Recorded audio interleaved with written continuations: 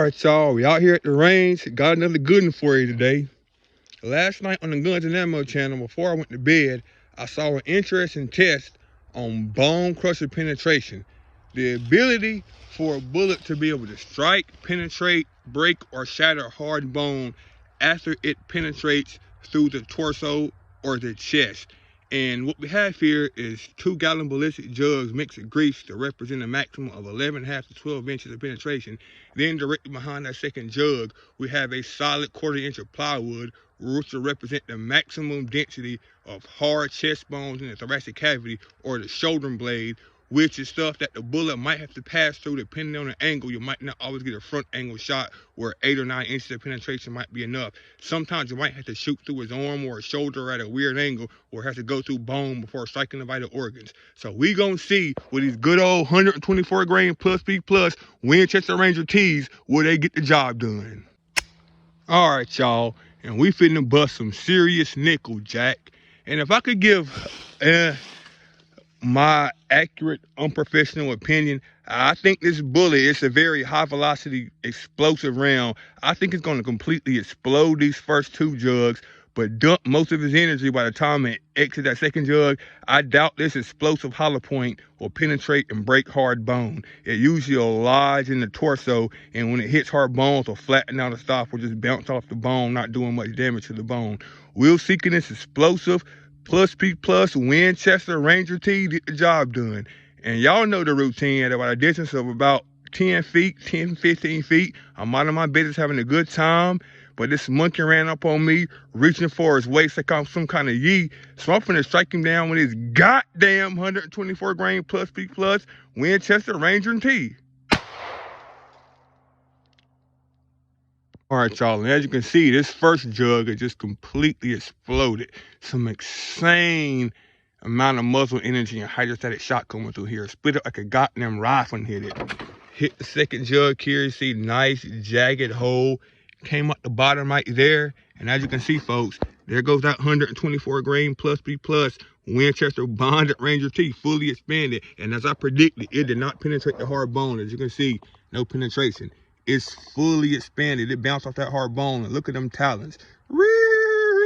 This thing is razor sharp. So, I mean, this will make a absolute devastating wound channel. This is full expansion. Before I even measure this, folks, I can tell you this is at least around 68, close to 70 caliber expansion before I even measure this round. You got full rate retention. It did a good job as far as explosiveness, but it did not penetrate or break hard bones. So this explosive round, it won't break bones, folks.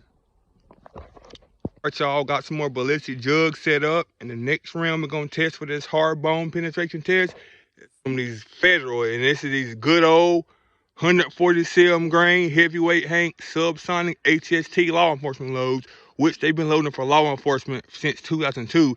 And these loads are specifically designed for penetration such as hard bones in the thoracic cavity. It's a slow, heavy slug, so it doesn't have the muzzle energy and somewhat less stopping power than those high velocity plus P plus ammunition, but it's less explosive and potentially will give you more penetration with good expansion. So if I could guess, I think this 147 grain heavyweight Hank Federal HST is actually going to fully penetrate those first 2 jugs and still have enough energy to strike and lodge in that 1/4 inch of plywood. And if it lodges in that plywood, that means it will break or lodge and shatter bone. So we finna bust some nickel, Jack. All right, y'all, once again, you know the drill. At about a distance of 10 to 15 feet, I'm minding my business, and this, once again, another damn fool ran up on me like he packing heat. So I'm finna strike him down with his goddamn 147 grain heavyweight Hank subsonic federal premium HST.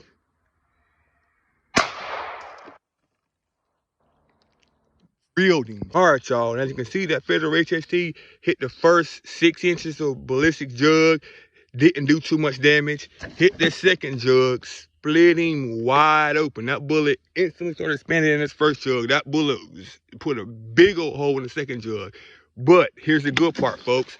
This 1/4 inch of solid plywood to represent hard bones in the thoracic cavity or the shoulder blade was completely penetrated. It blown clean through the front side and exited out the back. So this round would have just completely caved his chest in or shattered his shoulder blade instantly and still penetrated deep enough to hit the vital organs.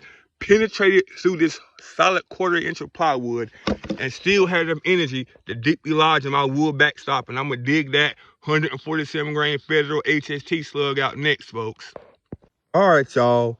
And there goes that Federal Premium 147 grain heavyweight Hank subsonic Federal HST. And it ain't nothing pretty to look at, but it got the job done. As you can see, once again, it come look at that good size hole. It completely would have penetrated through that bad man's chest cavity, breaking every goddamn bone in his body, probably coming out the backside of his chest, shattering his spine. The way it penetrated, this round would have fully penetrated that bad man. Wouldn't like it would have hit his shoulder blade or whatever hard bones in the chest, ribs, whatever it would be, hit the vital organ. If it would have exited out of his back, would have shattered his goddamn spine. He's done. This would have been a 100% lethal round. That just goes to show you, folks, a higher velocity, higher muzzle energy, technically more powerful round doesn't always mean more effective. Those hot Winchester Ranger T plus B plus have a bit more stopping power and kinetic energy than this Federal HST, but this Federal HST heavyweight Hank definitely penetrates and breaks hard bones a lot better. Something that can't do Winchester. All right, y'all, and this is to wrap it up on that hard bone ballistic test I just conducted with 2 of these top shelf premium law enforcement loads that I carry EDC for my everyday carry ammunition.